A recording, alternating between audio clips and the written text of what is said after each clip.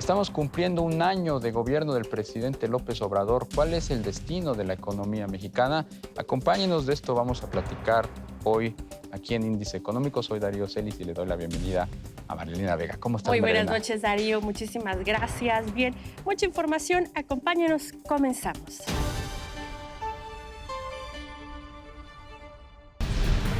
La Secretaría de Hacienda buscará convertir el Fondo de Estabilización de los Ingresos Presupuestarios en fondos contracíclicos, aseguró Gabriel Llorio, subsecretario de Hacienda, durante su comparecencia ante el Senado para asumir dicho cargo. La Comisión Nacional de Hidrocarburos le aprobó a Pemex Exploración y Producción 2 planes más de exploración, con lo que la petrolera suma 12 de 20, en los que planea invertir 6.432 millones de dólares. Los estados y municipios necesitan depender menos de ingresos petroleros y transferencias federales y mejorar su recaudación de impuestos propios, aseguró Arturo Herrera, secretario de Hacienda. El Servicio de Administración Tributaria buscará formalizar en lo que resta del año a 18.500 personas de comercio informal a través del programa Súmate, anunció Margarita Ríos Farjat, jefa de la institución.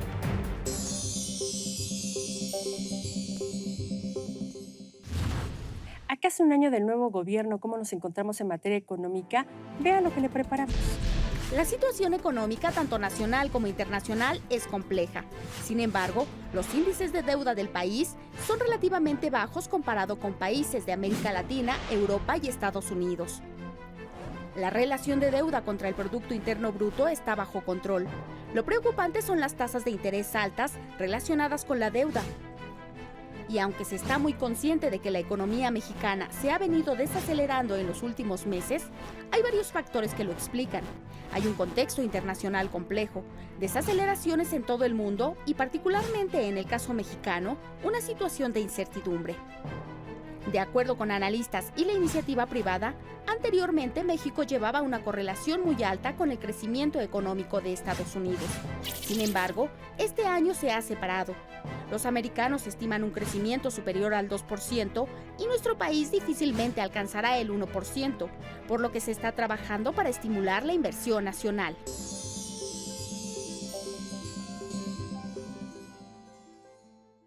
Para hacer un análisis y un corte de caja en el ámbito económico, vamos a platicar esta noche con Luis Fonserrada. Él es asesor precisamente económico de la Cámara Americana de Comercio, la AmCham. ¿Cómo estás, Muy Luis? bien. Bienvenido, buenas noches. Muchas gracias, me da mucho gusto estar Buenas con noches, ustedes. Luis. Buenas noches. Híjole, pues han sido prácticamente 12 meses muy intensos los que hemos vivido.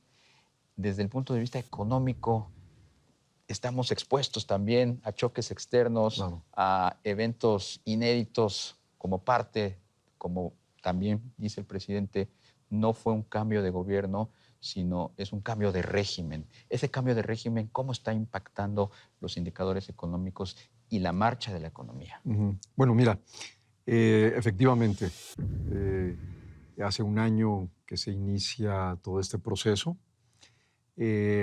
Curiosamente, precisamente en agosto del 18, hace un año exactamente, hay un punto de inflexión de muchas variables. Inversión, el crecimiento de la afiliación en el IMSS empieza a tener tasas más bajas, las ventas empiezan a reducir, la actividad industrial, en particular la manufacturera, tiene una clara caída, ¿no? Entonces, ahí se da un punto de inflexión. Y esto ha continuado prácticamente durante todo este año, la última mitad del pasado y lo que llevamos de este año. Hay un indicador que conocemos como el indicador coincidente, que es un indicador cíclico que nos va marcando en qué parte si quieres, del ciclo económico estamos. Y este muestra claramente una fuerte desaceleración. De otra parte, hubo inflaciones altas el año pasado. Y este año ha habido una pequeña mejoría. En los meses que vienen, dado que lo vamos a comparar con inflaciones muy altas del año pasado, se puede ver también alguna mejoría. Esto animó en parte a que el Banco de México redujera su tasa. Otro factor que está presente, sin duda, y hay que mencionarlo, es la economía americana. Se viene desacelerando también fuertemente, no solamente la americana, la china de manera importante. Entonces, el mundo en general no es un contexto que ayude. Pero yo te diría, en términos de la situación económica en México, es cierto que todos los primeros años de gobierno, de todas las administraciones, al menos desde Echeverría, todos los primeros años hay una desaceleración en la tasa de crecimiento del Producto Interno Bruto, del PIB. Esta es un poco más larga y más marcada que las anteriores. Y sí, claro, tiene que ver con además esta política expresa, diría yo, de un subejercicio del gasto que efectivamente está sucediendo, que es, yo te diría, casi típico de un inicio de sexenio, pero en esta ocasión es más marcado. ¿Es el foco rojo más importante que tú visualizas? Mira, sin duda, la parte de la reducción, ¿qué sucede? La gente sigue pagando sus impuestos. Normalmente en un periodo típico, en un año, el gobierno recibe estos impuestos, que es dinero que ya no tiene la gente para gastar, se lo entrega al gobierno y luego el gobierno va y lo gasta y entonces este dinero vuelve a la economía. Si no se gasta, pues no vuelve a la economía y es en parte lo que está pasando. No sé si es el principal foco rojo, es uno de ellos. El gasto sí es muy importante, pero también es muy importante el cómo se gaste. No necesariamente todo el gasto tiene un buen efecto. ¿Es normal el nivel del subejercicio? ¿Ves tú visos de que ya se abra la llave para que empiece a correr los recursos y con ello dinamizar la economía? Porque está estancada la economía. Sí, no es normal. Yo creo que hay un subejercicio adicional, ¿no?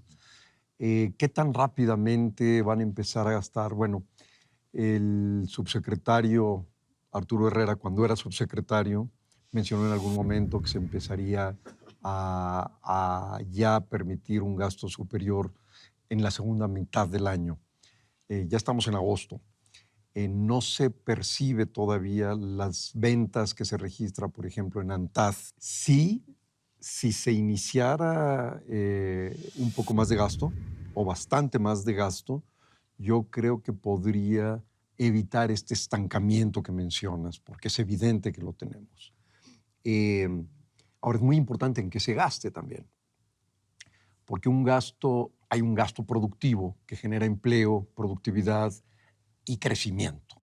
Es el gasto en inversión productiva. ¿Qué se tendría que hacer a estas alturas y bajo las condiciones en las que estamos para verdaderamente reactivar la economía? Yo creo que la variable fundamental es inversión. Y la inversión en fija bruta tiene prácticamente un año y medio detenida y cayéndose, ¿no? La inversión es lo que te mueve la producción del futuro y el empleo Certeza del futuro. jurídica, cambios Claro, fiscales o estabilidad ¿qué te fiscal. lleva a invertir? Eso, ¿no? Certeza jurídica, certidumbre. Y si tu economía, no está creciendo, pues tampoco te animas a invertir, porque ¿para qué inviertes si nadie lo va a consumir, ¿no? Adicional a todo esto que hemos estado platicando, no hemos visto lo que está sucediendo allá afuera, que también es muy riesgoso para el desempeño de la economía mexicana. Estos choques externos, hay una coincidencia de que nos estamos aproximando cada vez más a una recesión económica global. ¿Cuál es el riesgo de que nos arrolle una recesión global? Existe el riesgo. Se ha hablado de medidas contracíclicas. Hay Sí. intención y buena voluntad del gobierno de echarlas a andar. ¿Pero cuáles y cómo? Una medida contracíclica quiere decir que el gobierno gaste cuando el sector privado deja de gastar, ¿no? Entonces tratas de compensar eso. Y el sector privado efectivamente no está gastando, pero porque la actividad económica tampoco se está dando.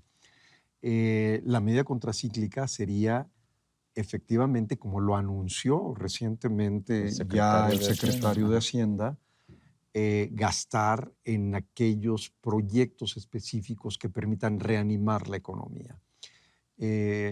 No tiene mucho margen para endeudarse el gobierno, yo diría, no tiene, porque ya se lo acabó el sexenio anterior, ¿no? La administración anterior se acabó el margen que existía para endeudarse.